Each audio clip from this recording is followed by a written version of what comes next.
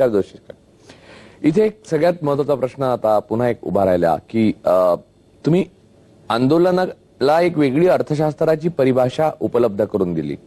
ज्या काळामध्ये समाजवादाचं प्राबल्य होतं, कम्युनिझम जोरात होता आणि समाजवादाद्वारे सरकारी कंट्रोलद्वारे परमिट राज, लायसन राजच्या द्वारे वेलफेअर स्टेट निर्माण होऊ शकतं आणि सरकारी संरक्षणाने शेतकरी मोठा होऊ शकतो आणि शेतकरीच काय एकंदरीतच समाजाचं भलं होऊ शकतं असं मानण्याच्या काळामध्ये एक वेगळा दृष्टिकोन तुम्ही मांडलात.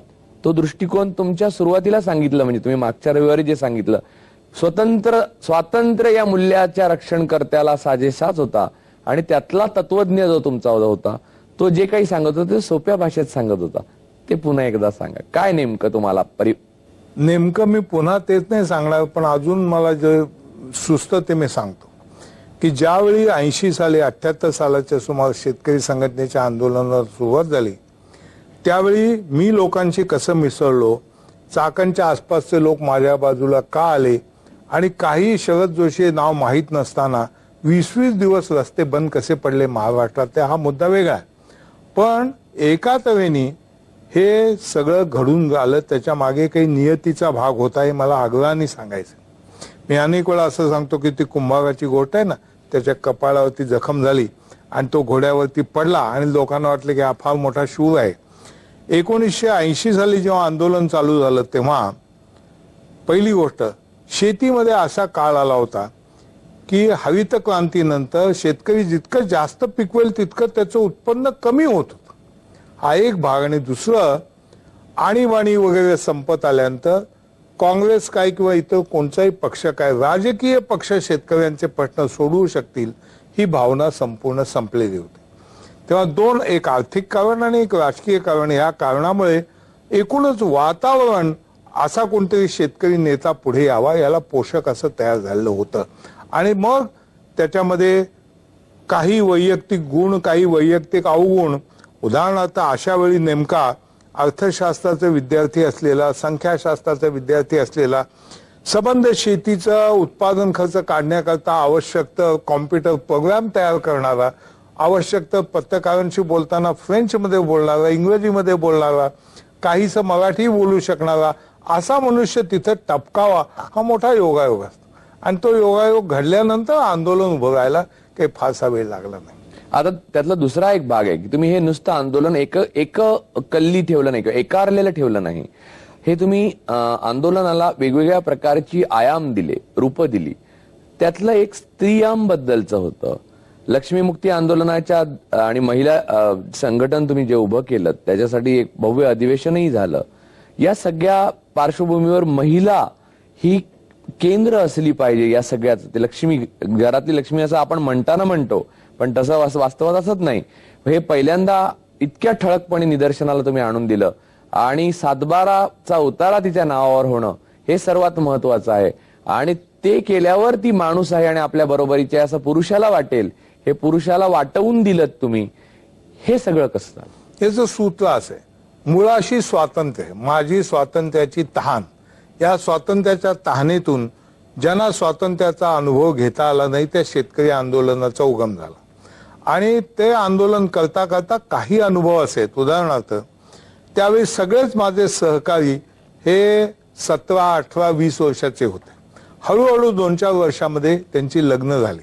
आणि लग्न झाल्यानंतर अनेक नेत्यांना जो एक प्रश्न पडतो तो म्हणजे सगळ्या सहकार्यांच्या घरामध्ये सुद्धा लक्ष घालून त्यांचे कुटुंब व्यवस्थित चालेल हे बघावं लागतं. माझ्याकडे अनेक कार्यकर्त्यांच्या नव्याने लग्न झालेल्या मुलींची पत्र येत असत की तुम्ही काही करा, तुमच्याविषयी आम्हाला अत्यंत आदर आहे, तुमच्या कामाविषयी आदर आहे, पण आमच्या नवऱ्याला घरी राहायला सांगत जा, तो फार फिरतो. तेव्हा माझ्या आणि एका बाईने तर मला असं लिहिलं आठवतं की जर का तुम्ही हे केलं नाही तर मी जीव देणार. त्याने मी खरंच हल्लो. आणि माझ्या असं लक्षात आलं की शेतकऱ्यांपेक्षा सुद्धा शेतकरी स्त्री शेतामध्ये जास्त काम करत असेल तर तिच्या मनामध्ये हे आंदोलन आपलं आहे ही भावना निर्माण करणं आवश्यक आहे.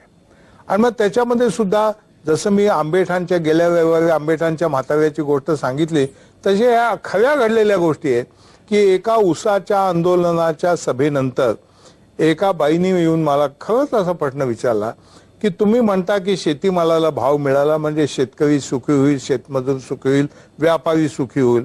पण मला सांगा की शेतकऱ्याच्या घरची बाई सुखी होईल का? बापरे. भेदक प्रश्न. आणि मी त्याला म्हटलं तुम्ही असा प्रश्न मला का विचारला?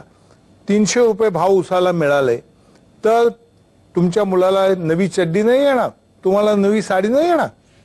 आणि ती म्हणाले भाऊ, त्यावेळी भाऊ म्हणत, त्या भाऊ या शब्दाचाही मोठा इतिहास आहे. तो तुम्ही म्हटल्याप्रमाणे आम्हालाही वाटत होतं, खरं असं झालं नाही. 300 रुपये मिळाले आणि मला लुगडं नाही मिळालं, माझ्या पोराला चड्डी नाही मिळाली. आता मालक दारू पिऊन येतात आणि मला फक्त मार पडतो. त्याच्यापेक्षा मला असं वाटतं की हे तुमच्या उसाला भाव मिळाला नसता तर फार चांगलं झालं.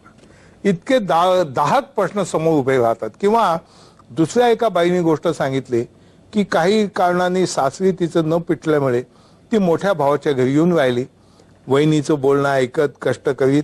आणि ती म्हणाली आज 20 वर्ष मी त्याच्याकडे राहते आहे आणि माझ्या नावाचं अशी धड जमीन नाही. आणि मी दुसरीकडे मजुरीला गेले असते तर जे काही 5 रुपये मिळाले असते, 3 रुपये मिळाले असते, तेही माझ्या गाठीला नाहीत. घरची मोलकरीण म्हणून राहिल्यासारखे माझ्या हाती आज काही नाही. शेतीवरती कष्ट करते पण माझा ना जमिनीवर हक्क आहे ना पैशावर हक्क आहे. ह्या दोन गोष्टीतनं जी माझ्या ह्याच्यातनं तर्कशुद्ध मांडणी झाली ती अशी की शेतीमालाला भाव मिळाला पाहिजे, याचं सूत्र आम्ही तयार केलं असं होतं. घामाचं दाम मिळालं पाहिजे, जो घाम गाळेल त्याला दाम मिळालं पाहिजे. मग प्रश्न मी असा मांडला, त्यावेळी नुकतीच नैरोबीची कॉन्फरन्स झाली होती, त्यामुळे ही आकडेवारी उपलब्ध होती की जर का शेतामध्ये गळणाऱ्या घामापैकी 100 थेंबापैकी 60 थेंब जर बाईचे असतील तर तिला प्रत्यक्ष काय मिळणार आहे. आणि शेतकरी मालाला भाव मिळाला पाहिजे हे आंदोलन शेतकरी पुरुषांपेक्षा सुद्धा शेतकरी स्त्रीचं असलं पाहिजे, ही मांडणी सैद्धांतिक दृष्ट्या आम्ही केली. त्याच्या पुढे त्याच वेळी कर्जमुक्तीचं आंदोलन उभं राहिलं तर मी दुसरा प्रश्न विचारला की तुम्ही शेती तोट्यात आहे हे मान्य केलं, त्यामुळे तुम्ही कर्जबाजारी आहे हे मान्य केलं, मग तरी तुमचं घर का चालतंय याचा विचार केला तुम्ही? आणि त्याला मी सांगितलं तुम्हाला हे मी समजावून सांगतो, जसं शेतीचा उत्पादन खर्च कसा काढायचा हे समजावून सांगितलं तसंच आता मी दुसरं तुम्हाला एक अभ्यास सांगतो. तुमच्या घरची लक्ष्मी जेव्हा उठते तेव्हा उठा, 4-4:30ला कोंबडं अडवल्या आणि तेव्हापासून ती काय काय करते, घराचं काय करते, चुलीचं काय करते, अंगणवाड्याचं काय करते, हे सगळं बारकाईने टिपून ठेवा. 10-10:30ला ती झोपेपर्यंत. आणि तुम्ही जसा अंदाज काढला तसं तिचे कामाचे तास किती, आणि तिचे कामाचे तास काढल्यानंतर साधारणपणे सर्व ग्रामीण स्त्रिया, निदान त्या काळची स्थिती होती, 16 तास काम करतात. म्हणजे 2 रोजगार हमीची कामं ती एका दिवशी. ती जर करत असेल तर बाकीचं सोडून द्या, ती तुमच्या मुलांकरता जे काही प्रेम देते, वात्सल्य दाखवते, तुमचं जे काही कौतुक करते ते सोडून द्या. पण निदान रोजगार हमीमध्ये पाट्या टाकणाऱ्या बाई इतका तरी तिला दर द्याल की नाही. आणि एका दिवसाचे 16 आणि त्यावेळी रोजगार हमीचे काहीतरी 40 किंवा 50 रुपये होते, एका दिवसाचे 80 रुपये. तुमचं लग्न होऊन 20 वर्ष झालंय असं धरा, तुम्ही तिला किती देणं लागतं याचा विचार करता. आणि मी मोठी चांगले त्यावेळी शब्द वापरला होता. आपल्याकडे देवतांमध्ये ओंगळ देवता आणि मंगल देवता असे दोन वेशीवर असतात. आणि म्हणजे ज्या देवता तुमचं फक्त भलंच करतात त्या मंगल देवता, आणि त्यांच्या यात्रेला गेलं नाही तर तुमच्या बैलाला खुरकुत्या होतो, बैल मरतो वगैरे असे जे असतात त्या ओंगल देवता.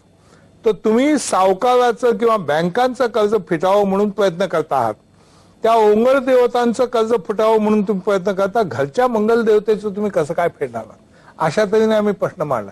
त्यावेळची माझी भाषणं आज जरी मी टेपवरती पुन्हा ऐकले आणि मला आठवतं अशा करता की दिल्लीच्या महिला आंदोलनाच्या एक प्रमुख नेत्या मधु किशोर त्यांनी माझं भाषण ऐकताना अक्षरशः रडल्या.